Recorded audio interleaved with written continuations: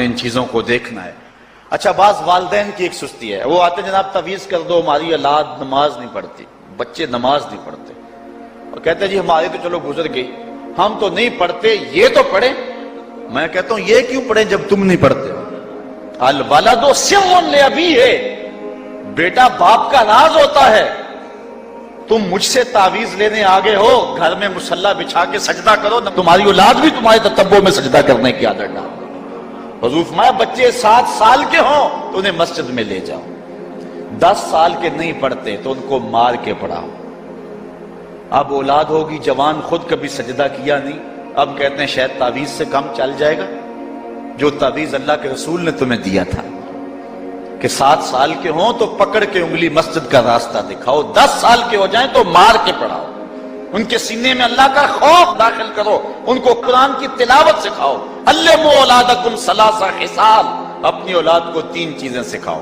हुब्बा नबीयकुम, एक अपने नबी का प्यार सिखाओ, वह हुब्बा अहले बैत ही, रसूलुल्लाह के अहले बैत का प्यार सिखाओ, व तिलावतल कुरान, और कुरान का पढ़ना सिखाओ। छीन लो सीढ़ियां उनके हाथों से गाने वाली, छीन लो उनके हाथों से जो है वो नावल, और उनके हाथ में कुरान दे दो। कितने खुश नसीब दिन थे, गलियों से गुजरते थे, घरों से कुरान के पढ़ने की आवाज आती थी। आज पॉप म्यूजिक की सदाएं तो आती हैं, आज कुरान की आवाजें नहीं आती। तो ये अजीब है जी, हम नहीं पढ़ते ये तो पढ़े। मैं कहता हूं ये क्यों पढ़े जब तुम नहीं पढ़ते हो? तुम्हारे ऊपर क्या अब फर्ज साकत हो चुका है बुढ़ापे की वजह से? तुम बूढ़े होके नहीं पढ़ते हो, तुम्हारी औलाद तुम चाहते हो जवानी में पढ़ ले। तुम खुद अल्लाह के हुजूर सजदा करो और फिर देखना तुम्हारे ततब्बो में, तुम्हारी इत्तिबा में तुम्हारी औलाद भी तुम्हारे पीछे पीछे होगी। अल्लाह अकबर।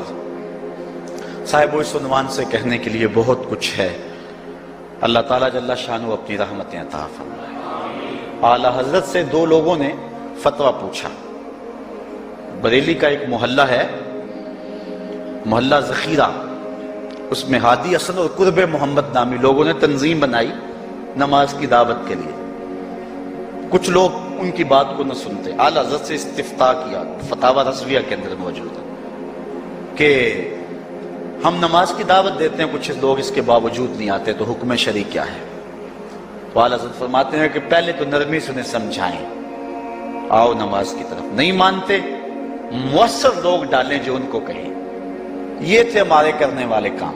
हम किन झगड़ों में पड़े हुए, मुअस्सर मुआशरे के लोग तलाश करें और उनको समझाएं, जिनकी वो मानते हैं, टालते नहीं, उनसे समझाएं उनको। और फरमाते हैं अगर उनके समझाने से भी नहीं समझते तो फरमाया फतवा फिर ये है, उनसे बाइकाट कर दें, उनसे तर्के कलाम कर दें, उनसे गुफ्तगू छोड़ दें। हमने तो कभी बेटों से नहीं छोड़ी गुफ्तगू। बीवी बेनमाज हो, हम हर शय बीवी से मनवा लेते हैं। कभी कहा तेरे हाथ की पक्की रोटी नहीं खाऊंगा अगर तू नमाज नहीं पढ़ती?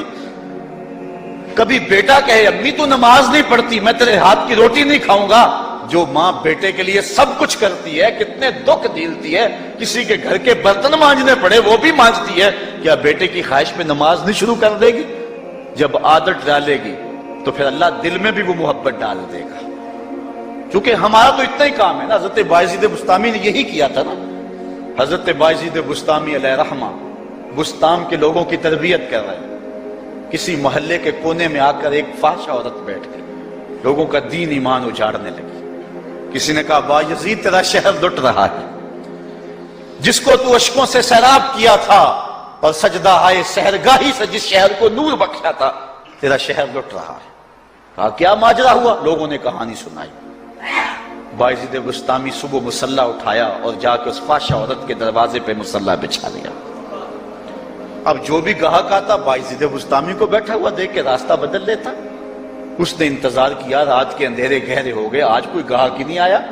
उसने खिड़की से झांक करके देखा, एक बूढ़ा बाबा बैठा हुआ है, हाथ में तस्बीह है, मुसल्ला बिछाया हुआ है। नीचे उतर करके कहा बाबा अल्लाह को याद करने के लिए और थोड़ी जगह है?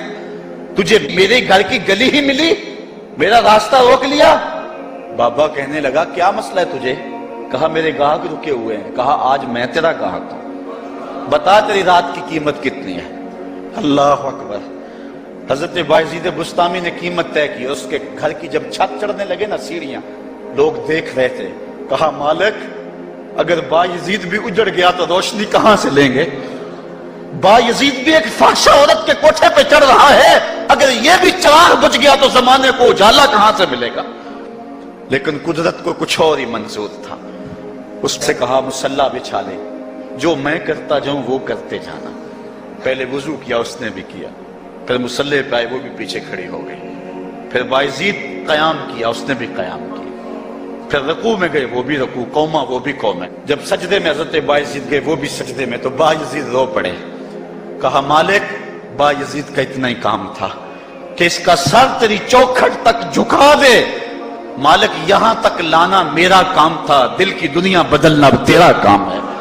جب وہ سجدے میں جا رہی تھی تو فحشہ تھی، جب سر اٹھایا وقت کی بلیا بن چکے تھے.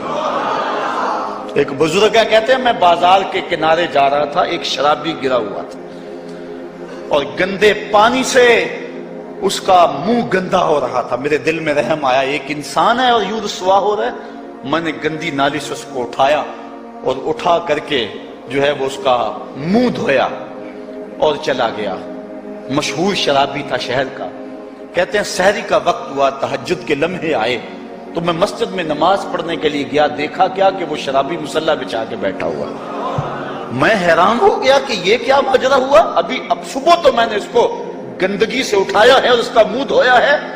میں حیران ہوا تو حاتب سے آواز آئی، میرے بندے تو نے اس کا منہ دھو دیا تھا، میں نے اس کا دل دھو دیا. صاحبو ہم اپنا کام کریں، کوشش کریں، کھینچ کے لے آئیں کسی کو مسجد میں، اور پھر دیکھنا رب کے رنگ. وہ بڑا کریم ہے، وہ بڑا رحیم ہے.